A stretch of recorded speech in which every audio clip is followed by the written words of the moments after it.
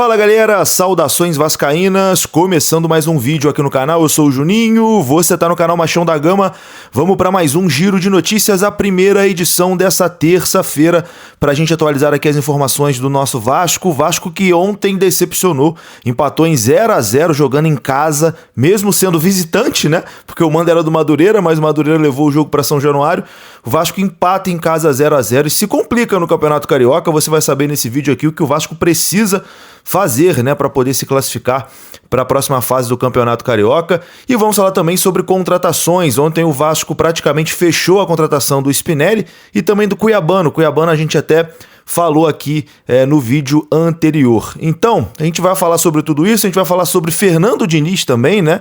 Um aproveitamento bem ruim do Fernando Diniz, não consegue fazer esse time jogar.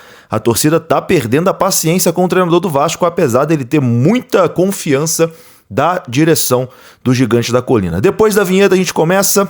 Antes eu conto com você deixando o like, que é muito importante, e conto com você se inscrevendo também aqui no canal, se você não for inscrito, beleza? Deixou o like, se inscreveu, rodou a vinheta.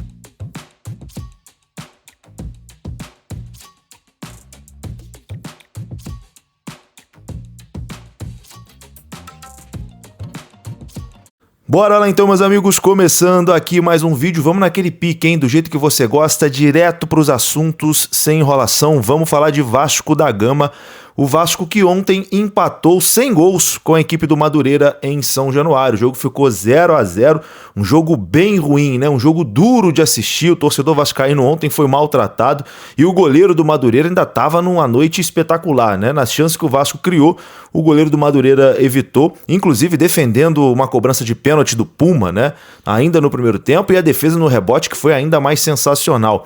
Mas o Vasco, mais uma vez, decepciona, né? Um time que não consegue engrenar sob o comando técnico de Fernando Diniz, que tem um aproveitamento muito baixo no comando do Vasco da Gama, é uma situação preocupante, já tinha dito isso em outros vídeos, né?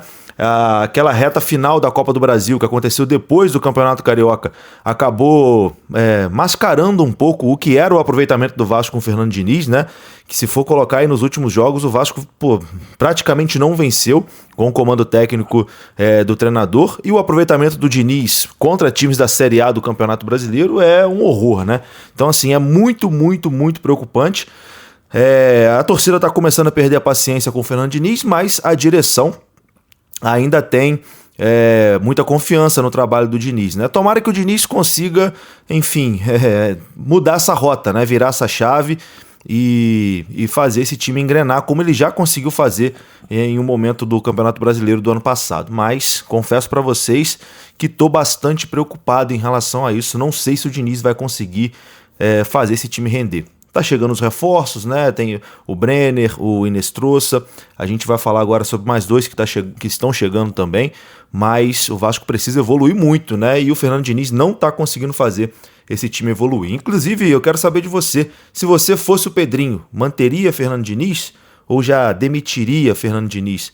Deixa a sua opinião aqui nos comentários. O mercado de treinador também no futebol brasileiro é bem complicado, né? Meus amigos, nossa situação não tá fácil não. Mas enfim, voltando a falar do jogo de ontem, 0-0 pela quinta rodada, um resultado decepcionante. Jogo segunda-feira, 8 da noite, o torcedor vascaíno que foi a São Januário, meu Deus, foi maltratado.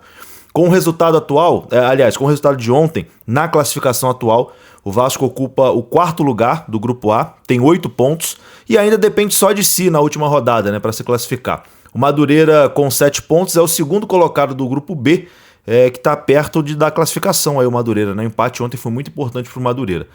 Bom, como eu disse, o Vasco depende só de si. O Vasco é o quarto colocado, classificam 4, o Vasco tem 8 pontos e com 8 pontos o Vasco precisa apenas de uma vitória na última rodada para poder se classificar. O problema é que o jogo é contra o Botafogo, né? Não é contra uma equipe de menor investimento, né? O jogo é contra o Botafogo. Então o Vasco precisa vencer o Botafogo. Vou explicar aqui para vocês o que o Vasco precisa fazer para se classificar caso não vença o Botafogo. Vamos lá. Se o Vasco ganhar, está classificado. Não precisa fazer conta. Ganhou, está classificado. Se o Vasco empatar, o Vasco vai ter que torcer para o Flamengo, né? O Sampaio Corrêa não vai poder vencer o Flamengo. Então, se o Vasco empatar, o Sampaio Corrêa não pode ganhar do Flamengo. E se o Vasco perder, o Sampaio Corrêa tem que perder do Flamengo. Ou seja, caso o Vasco perca para o Botafogo, o Flamengo tem que ganhar do Sampaio Corrêa. Caso o Sampaio empate com o Flamengo, a vaga será decidida no saldo de gols. No atual momento, o Vasco tem 4 positivos e o Sampaio 1 negativo. Então aí vai depender de quanto o Vasco perde para o Botafogo também. Em resumo, se o Sampaio Corrêa não vencer o Flamengo, o Vasco deve se classificar para a próxima fase do Campeonato Carioca, mas é uma vergonha, né? Um campeonato que classificam 4. O Vasco chegar num grupo de 6, né? Classificam 4 num grupo de 6 e o Vasco chega na última rodada fazendo conta. É uma vergonha, né? Aí realmente é brincar com a paciência do torcedor. Mas, enfim, fora de campo, o Vasco vai tentando aí se organizar, fazer boas contratações. O Vasco ontem chegou a um acordo com o Cuiabano, né? A gente falou até no vídeo anterior aqui. O Vasco e o Cuiabano já tinham ali um acordo verbal, né? Mas o Vasco também chegou a um acordo com o Nottingham Forest e agora o Vasco aguarda apenas alguns documentos, né? Para prosseguir com a assinatura oficial do contrato do Cuiabano para ele se tornar jogador do Vasco. O jogador foi alvo de diferentes clubes, né, nessa janela, Botafogo, Cruzeiro, todo mundo querendo ali a contratação do Cuiabano, mas o Vasco agiu rápido no mercado e conseguiu essa contratação que, na minha visão, é um reforço muito bom, né, para o Vasco para a sequência da temporada. Então agora é aguardar a documentação para o Cuiabano assinar para ser jogador do Vasco da Gama, contratação. Eu não vou dizer fechada, porque fechada é só quando assina, né? Mas tá tudo acertado entre Vasco, Cuiabano e Nottingham Forest. Ontem à noite também, o Vasco acertou a contratação de Cláudio Spinelli, atacante do Independiente Del Valle da Argentina. Da Argentina não, perdão, do Equador. O Spinelli, que é argentino, né? Atacante argentino do Independiente Del Valle. O Vasco vai pagar 2,5 milhões de dólares, na cotação atual dá 12 milhões e 600 mil, para contratar o atacante argentino em definitivo. Vasco e Independiente Del Valle já estão trocando as documentações para o jogador ser atleta do Vasco da Gama. Então, negócio fechado também. Cláudio Spinelli será jogador do Vasco nessa temporada de 2026. A informação foi dos amigos do canal Atenção Vascaínos.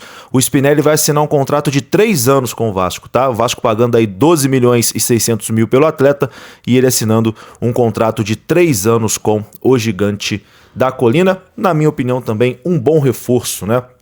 O Vasco precisava realmente contratar um fazedor de gols, já que perdeu o Verratti e vendeu o Ryan. Verratti que ontem fez gol, né, pelo Campeonato Paraguaio, fez seu primeiro gol aí com a camisa do Cerro Porteño. No mais é isso, meus amigos, vou ficando por aqui. Como vocês sabem, não estou no Brasil, né, estou fazendo uma viagem, então os horários estão um pouquinho diferentes. Estou tentando manter a padronização aqui dos horários, mas com o fuso horário fica um pouquinho confuso.